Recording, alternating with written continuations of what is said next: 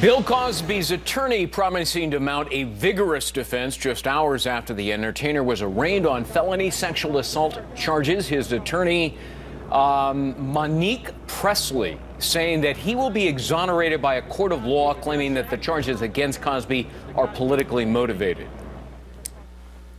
Have now is not the effectuation of justice. What we have is the fulfillment of a campaign promise from a prosecutor who used this case and used the current climate about the allegations against my client in order to get into office, and had to make good before the statute of limitations completely ran out on what he promised in order to get in that office. All right. Joining us now to talk about it, Ebony Williams, attorney and Fox News contributor, and Brian Claypool, criminal defense attorney. Brian, let me go to you first. You know, in cases like this, there are no eyewitnesses. It's he said, she said. And as we learned in the William Kennedy Smith rape trial, an acquittal, the jurors in the end just didn't believe the accuser when she took the witness stand and really melted under a withering cross-examination by defense attorney Roy Black. So these are tough cases to prove, aren't they? Absolutely, Greg. Proving a sexual assault case is very difficult because jurors across the country are wired. They want to hear physical evidence. They want to hear about forensic evidence. They want to hear from an eyewitness. We have none of that in this case, and that poses a problem. And some other problems for the prosecution in this case are as follows, Greg. 2 prior times the victim had met with Cosby. She alleges that he had fondled her. Yeah. She didn't report any of that. And then she's back in his house a 3rd time, and it happens again.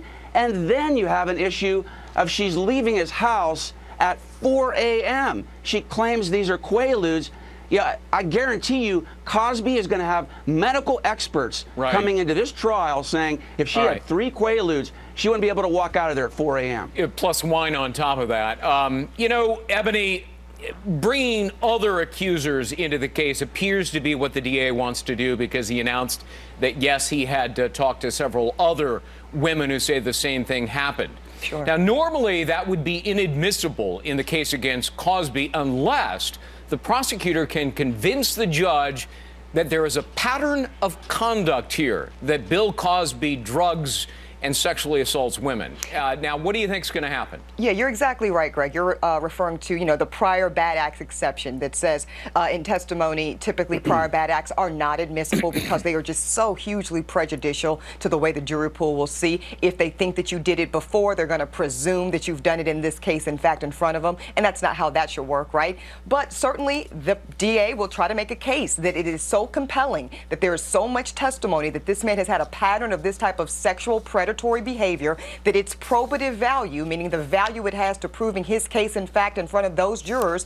will be significant and compelling and outweighs that prejudicial effect. Okay, let's move now to our other case, because some new developments were happening overnight. The so-called affluenza teen is still in Mexico this hour, but Ethan Couch is now facing an immigration fight. He's in an immigration facility at the moment, a judge there delaying his deportation. His mother's already back in the United States. She came in overnight. The pair running off to Mexico just as prosecutors investigated Ethan's possible parole violation. The teen gaining notoriety for using the affluenza defense to avoid jail time in a deadly drunk driving crash. So, Brian, to you, what's going on here? How is it that authorities brought the mother back to the United States, but the son is still there in Mexico? Greg, my guess is that there might be some issue with the Mexican government wanting to ensure that if they extradite Ethan Couch, that he will be treated as a juvenile in the further proceeding. That's my guess. Because usually, Ebony can maybe speak to this, usually when somebody's withheld on an extradition issue, it's because it involves a death penalty issue. That's correct. That clearly doesn't apply here. So that's my only guess, Greg. Yeah. You know, he committed the crimes when he was a juvenile, treated as a juvenile, got probation on what many people think is a phony, defense, the affluenza defense. So, Ebony, the mom now, I mean, she arguably engineered his flight out of the country as a fugitive.